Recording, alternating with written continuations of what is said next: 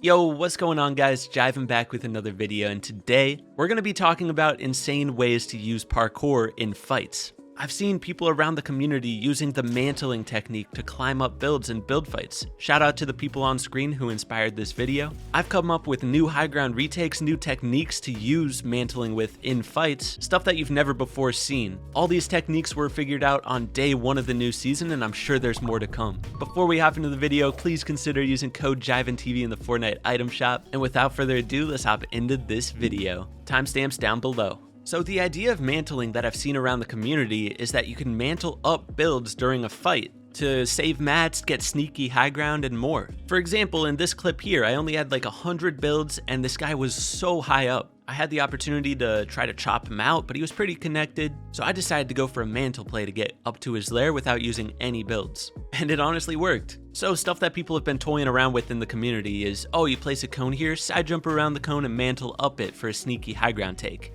In this video, I've come up with a lot more advanced stuff that can be used much more optimally. First thing I want to note is in your settings, you should probably set your mantling settings so that you have to hold down jump to mantle. You have the option of holding down forward to mantle, but this might mess you up in a lot of situations, so I recommend setting it up for hold jump. So even if these techniques don't seem useful to you in-game, it's good to learn them because it'll get you more comfortable with mantling and more comfortable with the movement techniques in the game. That way you don't do stuff like this.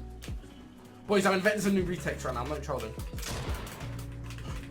Alright, let's check out these moves. Technique number 1 looks like this. You place a cone and then a wall above your cone. Flip the cone up and jump over the cone while resetting it, and then you can just climb over the wall. This is ideal if somebody is on your same lair. It gets you over top of them immediately and they'll never see it coming. It may look hard to do, but it's actually super easy if you have fast resets. AKA keyboard and mouse players, oh no.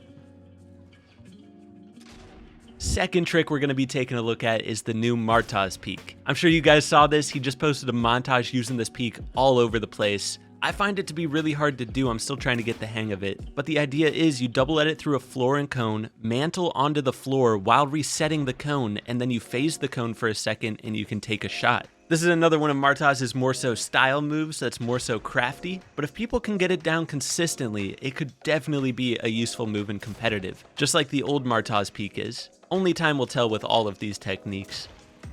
Tip number 3 is where you do a frontside thwifo cone and then you can just mantle up the cone. This gets you up layers super fast, and if you use this in the right situation, you can catch the enemy off guard big time. Now building off that last move, we can add this to it to make it an insane high ground retake. You start out by doing a high wall. When you place the ramp after doing the high wall, place another ramp above you. Flip that ramp and then do another frontside thwifo cone and then do the side jump. This gets you up so many layers, and from there you can look for piece control opportunities because it's pretty much inevitable you're going to have high ground at this point, unless the enemy's just cranking 90s after 90s.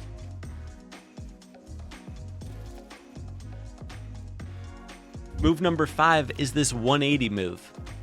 Basically, you start out with a double ramp, you place cones above you, and you drag cones out the side. From there, you can do a unique jump to just climb on top of your cone here. I like to try to place this wall while going to do that mantle jump. It's a bit difficult, but I'm able to get it every single try. The idea of this one is that you get the enemy coned when you drag that cone backwards. If you get them coned here and instantly mantle, you can go for a double edit from above. This is a rare scenario, but in the right situation, it can work perfectly.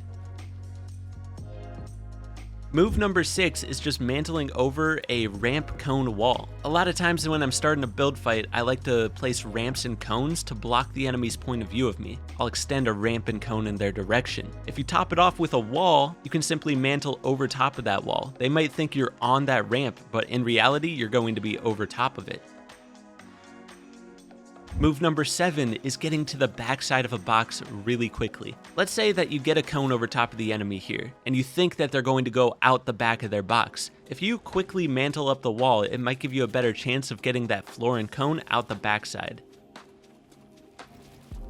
Move number 8 is using frontside high walls and quickly mantling up it. This can get you up 2 layers very, very quickly. You just simply do the frontside high wall, place a ramp, and then jump over the high wall. From there, you can go for a quick shot or continue building upwards.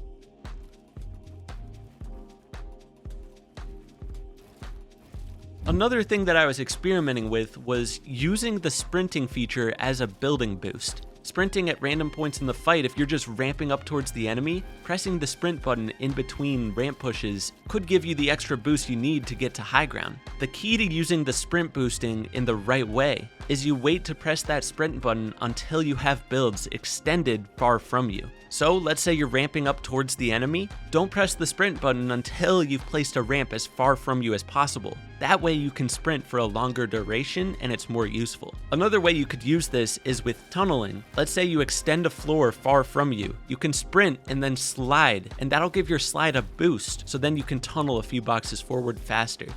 This stuff is very advanced and I'm not sure if people will get it down good enough to use it, but it's just something that I noticed. Last trick I'm going to show you is this. Let's say you're turning towards the enemy. The best way to turn towards an enemy is placing a ramp, cone, and wall after you turn towards them. This gives you extra piece control in their direction. We now have the option to quickly mantle over the wall, and then we can get to the backside of the box extra quick. So let's say we're in a build fight and we're turning around doing a 180 towards the enemy. You place the ramp, cone, wall, and you can quickly mantle over the wall, get towards the back, and go for a peek shot from back there. With all that being said, let's check out the in-game examples that I hit on day 1 of the new season.